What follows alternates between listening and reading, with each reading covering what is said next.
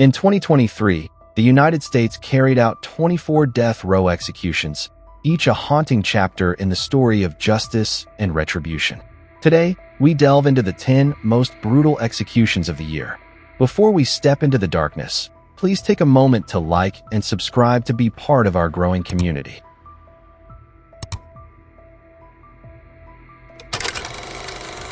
January 3rd, 2023, marked a historic moment in Missouri's Bon Terre prison.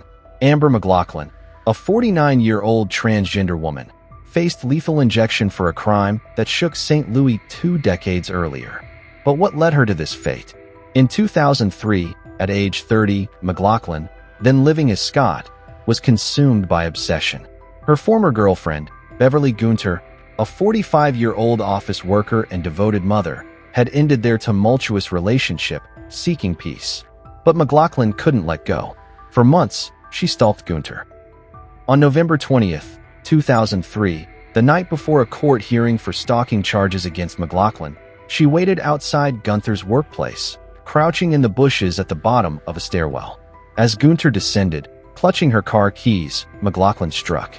In a brutal attack, she raped and stabbed Gunter repeatedly, the blade piercing her neck with lethal force. McLaughlin then dragged her body into a station wagon, driving to a desolate spot near the Mississippi River in St. Louis's Patch neighborhood, where she dumped Gunter's lifeless form. The evidence was overwhelming. DNA linked McLaughlin to the crime, and her prior conviction as a registered sex offender for assaulting a 14-year-old girl in 1992 painted a troubling pattern. Police arrested her swiftly, her stalking history sealing her guilt. The 2006 trial was fraught with tension. After 4 days, they unanimously convicted her of first-degree murder, but deadlocked 11-1 on the death penalty.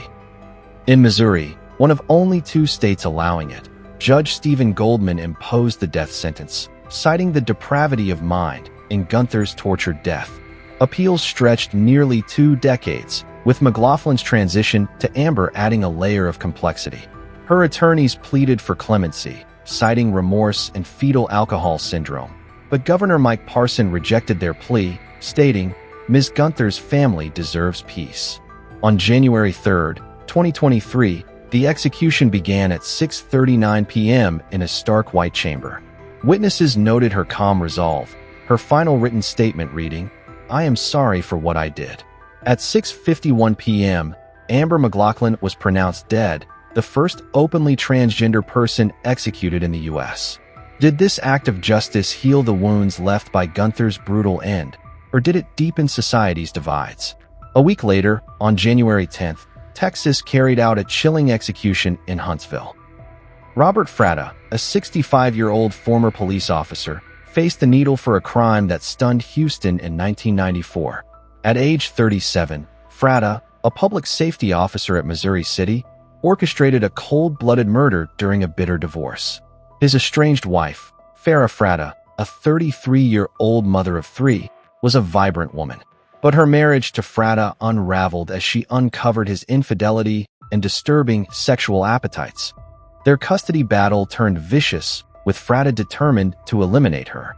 On November 9, 1994, he hired a hitman, Howard Guidry, for $1,000 and enlisted a middleman, Joseph Price-Dash, to ensure the plan's success. As Farrah returned to her Atascocita home that evening, parking in her garage, Guidry lay in wait. Neighbors heard gunshots and saw a figure flee, but it was too late. Guidry fired 2 bullets into Farrah's head, killing her instantly as her children slept nearby. The crime scene was harrowing. Blood pooling in the garage, a life snuffed out in a moment of calculated betrayal. The investigation moved quickly. Phone records linked Fratta to Price-Dash and Guidry's confession exposed Fratta as the mastermind. But the evidence told a darker story. Fratta's own words, bragging about the plot in jailhouse calls, revealed a chilling lack of remorse. Convicted of capital murder in 1996, Fratta's trial was a spectacle of arrogance. His defense claimed he was framed, but the jury didn't buy it. Sentenced to death, Fratta's appeals spanned 27 years, with claims of prosecutorial misconduct and ineffective counsel repeatedly denied. On January 10, 2023, the Huntsville unit's death chamber was prepared. Fratta, strapped to a gurney, received a lethal dose of pentobarbital at 7:40 p.m. Witnesses reported a clinical scene, the drug working swiftly. His final meal was modest, chicken and rice from the prison kitchen. Defiant to the end, Fratta's last words were, "I am innocent. I pray my kids find peace." At 7:49 p.m., he was pronounced dead. Farah's family called it justice, but the calculated nature of a cop-turned-killer left a lingering question. How does a man sworn to serve stoop to such treachery? On April 12th, Florida executed Louis Gaskin, a 56-year-old known as the Ninja Killer, for a 1989 double murder that horrified Flagler County. At age 22, Gaskin targeted Robert and Georgette Sturmfels, a New Jersey couple in their mid-50s who wintered in Florida. The Sturmfels were retirees who loved their quiet life, traveling between states and hosting family gatherings. But on December 20th, 1989, their peace was shattered. Gaskin, driven by a desire for quick cash, planned a robbery. Dressed in black ninja clothing, he crept through the woods to their isolated home, his .22 caliber rifle in hand. His motive was simple yet chilling: steal valuables for Christmas gifts for his girlfriend. Peering through a window, he saw the couple in their living room, unaware of the danger. Gaskin fired through the glass, striking Robert twice, killing him instantly. Georgette, startled, tried to flee, but Gaskin's bullets found her too, ending her life in a hail of gunfire.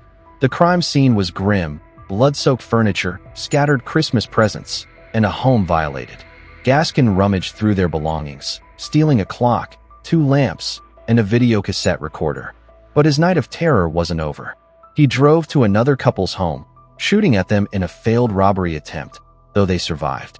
A tip led police to Gaskin's residence, where they found the stolen items and ballistic evidence tying him to the rifle. His confession was stark: the devil had more hold than God did. "I knew I was wrong." Convicted in 1990, Gaskin's trial was swift. His defense argued mental health issues, claiming he wasn't fully in control, but the jury voted 8-4 for death. Appeals over 3 decades raised questions of ineffective counsel and his mental state, but all were rejected. On April 12, 2023, at Rayford Prison, Gaskin faced lethal injection. At 6:02 p.m., pentobarbital was administered as he lay restrained, his breathing growing heavy under a white sheet. His final meal was indulgent: barbecue pork ribs, buffalo wings, shrimp fried rice, fries, and water. Gaskin's last words were enigmatic: "Justice is not about the crime. It's about the law. Look at my case." At 6:15 p.m., he was pronounced dead. The Ninja Killer moniker and the brutality of his ambush left a lasting unease. Did his execution balance the scales, or was it a grim echo of the violence he unleashed? On June 15th, Florida's death chamber claimed Duane Owen, a 62-year-old whose 1984 crime spree left a trail of devastation in Palm Beach County. At age 23, Owen was a drifter with a history of burglary and a fractured past, raised in foster homes and marked by early brushes with the law. His target that spring was Karen Slattery, a 14-year-old high school freshman known for her bright smile and love of cheerleading. Karen was babysitting 2 young children in a Delray Beach home on March 24, 1984, unaware that Owen had been casing the neighborhood for weeks. Driven by a compulsion to steal and a darker urge, he watched the house from the shadows, noting the family's routines. That night, as the children slept upstairs, Owen cut a window screen and slipped inside, his movements silent. Karen, sitting on the couch with a book, never heard him approach. In a sudden, savage attack, Owen raped her, then stabbed her 18 times with a kitchen knife, targeting her chest and neck. Blood stained the living room floor, and the children awoke to a nightmare. Owen fled with jewelry and a small amount of cash, leaving Karen's body behind. 2 months later, on May 29th, he struck again, breaking into the Boca Raton home of Georgiana Wardens, a 38-year-old single mother and school aide. As Warden slept, Owen bludgeoned her with a hammer and sexually assaulted her, taking her life in a brutal act of opportunism. The investigation was meticulous. Fingerprints and a shoe print at Slattery's crime scene matched Owen, and stolen items found in his possession linked him to both murders. His confession, delivered in a chilling monotone, detailed his methodical planning, sealing his fate. Owen's 1986 trial gripped Florida. Prosecutors painted him as a remorseless predator, while his defense argued a traumatic childhood and mental illness, diagnosed schizophrenia and brain damage from abuse. The jury didn't believe his story, convicting him of 2 counts of first-degree murder and sentencing him to death. Appeals spanned nearly 4 decades, with claims of mental incompetence and cruel punishment, but courts upheld the sentence, citing the heinous nature of his crimes. On June 15, 2023, at Florida State Prison, Owen faced lethal injection. At 6 p.m., he was strapped to a gurney, and 4-line delivering pentobarbital into his arm. Witnesses noted his silence, his eyes fixed on the ceiling. His final meal was indulgent, a bacon cheeseburger without a bun, onion rings, and a vanilla milkshake. Owen offered no visitors and no last words, only a blank stare as the drugs took effect. At 6:14 p.m., he was pronounced dead. For the families of Slattery and Wardens, it was a long-awaited reckoning, but the brutality of a double murder lingered. Could this execution erase the pain of a community scarred twice over? On July 20th, Oklahoma executed Jermaine Cannon, a 51-year-old whose 1995 crime shocked Tulsa. At age 23, Cannon was a parolee with a history of violent theft, living a transient life after escaping a work-release program. His victim, Sharonda Clark, was a 20-year-old single mother and aspiring nurse who had briefly taken him in, unaware of his criminal past.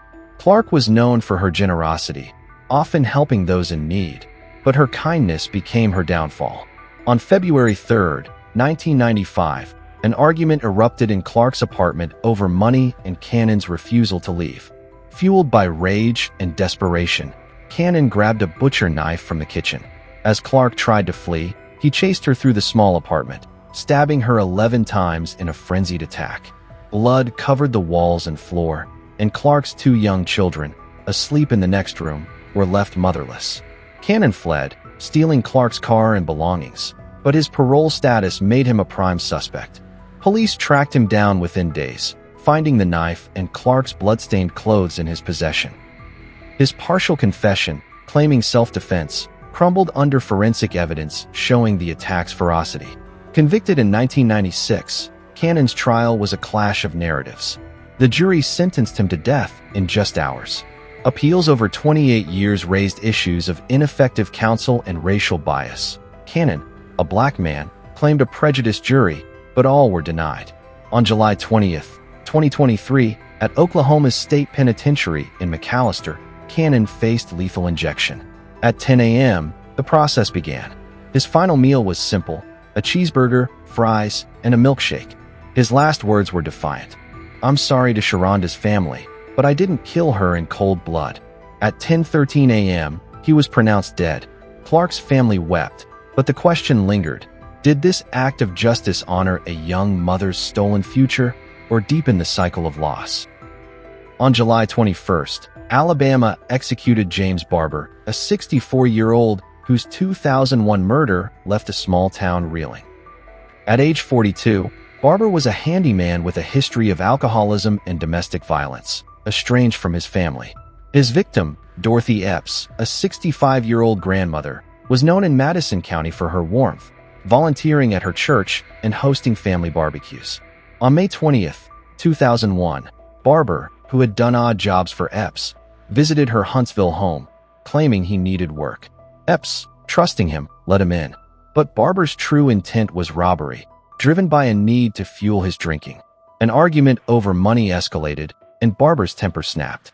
He grabbed a claw hammer from his tool bag and struck Epps repeatedly, fracturing her skull. As she fought back, he beat her with his fists, leaving her bloodied on her living room floor. He stole $200 and her purse before fleeing. Neighbors, alarmed by screams, called police, who found Epps dead in a pool of blood. Barber's fingerprints on the hammer and a pawned item from Epps' purse led to his arrest within hours. His drunken confession to police, admitting he lost control, was damning. Barber's 2003 trial was emotionally charged. His defense cited alcoholism and a chaotic childhood, but the jury focused on Epps' defenselessness. They voted 11-1 for death, and the judge agreed. Appeals over 2 decades, including claims of prosecutorial misconduct, were rejected, though Alabama's history of botched executions raised concerns. On July 21, 2023, at Holman Correctional Facility, Barber faced lethal injection, Alabama's first since a series of failed attempts prompted a review. His final meal was lavish: crab legs, shrimp, and cheesecake. His last words were heartfelt: "Tell my family I love them, and I'm sorry to Dottie's family." At 1:34 a.m., he was pronounced dead. The execution was smooth, but Alabama's troubled history amplified its weight. Did this moment restore balance for Epps' loved ones, or highlight a system struggling with its own flaws? On August 1st, Missouri executed Johnny Johnson, a 45-year-old whose 2002 crime shattered a small town. At age 24, Johnson was a drifter in Valley Park, a quiet St. Louis suburb, battling schizophrenia and a history of petty theft. His victim, Casey Williamson, was a 6-year-old girl known for her infectious laugh and love of riding her bike. On July 26, 2002, Johnson was staying with a friend across the street from Casey's home. He had seen her playing in the yard for days, his untreated mental illness twisting his thoughts into something sinister. That morning, as Casey rode her bike outside, Johnson lured her to an abandoned glass factory nearby, promising to show her a secret hiding spot. His motive was murky, part sexual impulse, part delusional rage. In the factory's crumbling basement, he attempted to assault her, but when Casey screamed, he panicked.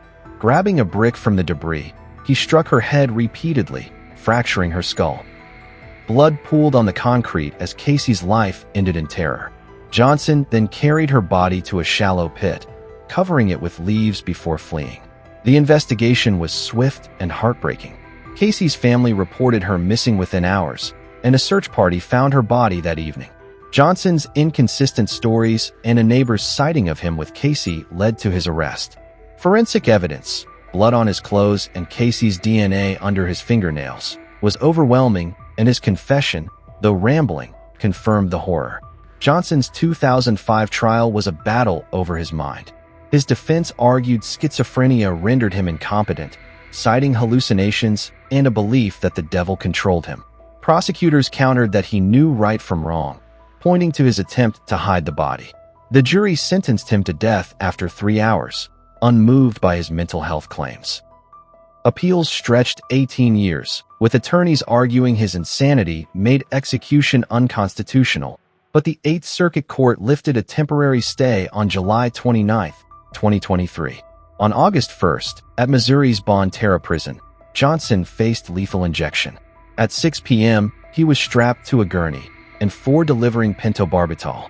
His final meal was a heavy request: pizza, chicken wings, and a chocolate milkshake. Johnson's last words were anguished. "I'm sorry to Casey's family. I didn't mean to hurt her." At 6:20 p.m., he was pronounced dead. Did this act of justice honor Casey's memory, or expose a system blind to mental illness? On October 3rd, Texas executed Jedediah Murphy, a 48-year-old whose 2000 crime chilled Dallas County. At age 25, Murphy was a troubled man with a history of drug addiction and robbery, spiraling after a breakup. His victim, Marion Holloway, was a 79-year-old retiree known for her kindness, often baking cookies for neighbors in Plano. On October 4th, 2000, Murphy was high on cocaine and desperate for money. He had been watching Holloway's routine for days, noting her early morning walks. His plan was simple: rob her for quick cash to feed his addiction. That night, he waited in a stolen car near her home. As Holloway drove to a friend's house, Murphy followed, his desperation mounting. At a quiet intersection, he forced her car off the road, brandishing a gun. He ordered her into the trunk, driving to a secluded creek in Collin County. There, in a panic, he shot Holloway in the head, her body collapsing into the mud. Murphy took her purse, containing $60, and fled, selling her car for drugs. The investigation was relentless. Holloway's car was found abandoned, and a tip from a drug associate led police to Murphy. Ballistic evidence matched his gun, and her blood was found on his shoes. His confession, though tearful, admitted his fear of leaving a witness. Murphy's 2001 trial was emotionally charged. His defense argued addiction and remorse, but prosecutors emphasized Holloway's vulnerability and the crime's cold calculation. The jury sentenced him to death in 2 hours. Appeals over 23 years claimed ineffective counsel and questioned Murphy's mental state, but courts upheld the sentence, citing the evidence's strength.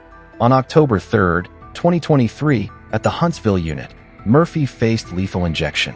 His final meal was a poignant choice: fried catfish, hush puppies, and sweet tea, reminiscent of his childhood. Murphy's last words were reflective. "I hope this brings peace to her family. I'm ready to go home to God." At 6:15 p.m., he was pronounced dead. The image of an elderly woman shot and left in a creek-haunted Texas. But so did the question: does executing a man lost to addiction serve justice or deepen the tragedy? On April 4th, Oklahoma executed Michael Duane Smith, a 41-year-old whose 2002 double murder left Oklahoma City reeling. At age 19, Smith was a gang member with a history of drug-fueled robberies, caught in a cycle of violence and addiction. His victims, Janet Moore, a 40-year-old single mother, and Sharisa Chappell, a 20-year-old aspiring cosmetologist, were unrelated but caught in Smith's deadly path. On February 22, 2002, Smith, high on PCP and seeking revenge, believed Moore had snitched on his gang to police. For days, he watched her apartment, tracking her routine as she left for her job at a local diner. His second target, Chappell, was simply in the wrong place, an apartment linked to a rival gang. Driven by paranoia and a need to prove loyalty, Smith planned a night of retribution. At 2 a.m., he broke into Moore's apartment, where she was watching TV with her teenage son. Wielding a stolen 9mm pistol, he shot her 3 times in the chest, her body crumpling on the couch as her son fled out a window. Blood stained the carpet, and Smith ransacked the apartment, taking $50 and a TV. Hours later, he drove to Chappell's complex, kicking in her door. Finding her asleep, he fired 4 shots into her head and chest, leaving her lifeless amid scattered beauty school books. He stole her purse and fled. The investigation was swift. Moore's son identified Smith, a known gang member, and ballistic evidence linked his gun to both killings. A tip led police to his hideout, where they found Chappell's purse and Moore's TV. Smith's confession, though laced with denials of intent, was damning. Smith's 2003 trial was a clash of motives. His defense argued PCP addiction and gang pressure clouded his judgment, but prosecutors highlighted the cold precision of targeting 2 women. The jury sentenced him to death in hours. Appeals over 21 years claimed ineffective counsel and questioned witness credibility, but courts upheld the sentence, citing the evidence's strength. On April 4, 2023, at Oklahoma's State Penitentiary in McAlester, Smith faced lethal injection. His final meal was a heavy choice: fried chicken, mashed potatoes, and a Coke, evoking childhood comfort. Smith's last words were cryptic: "It's all good. I'm ready to roll." At 10:20 a.m., he was pronounced dead. Did this execution deliver justice, or reflect the same violence it sought to punish? On November 16th, Alabama closed the year with an execution that stirred deep unease. Casey McWhorter, a 49-year-old convicted of a 1993 murder, faced lethal injection for a crime that horrified Madison County. At age 18, McWhorter was a troubled teen, drawn into a toxic circle led by 24-year-old Daniel Minor. Their victim, Edward Williams, was a 34-year-old father and mechanic, known for his love of restoring old cars and coaching his son's Little League team.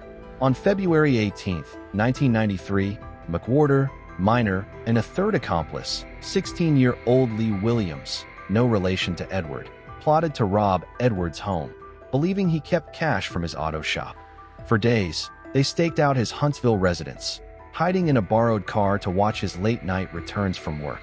Fueled by a mix of thrill-seeking and greed, they armed themselves with rifles and a pistol stolen from a pawn shop.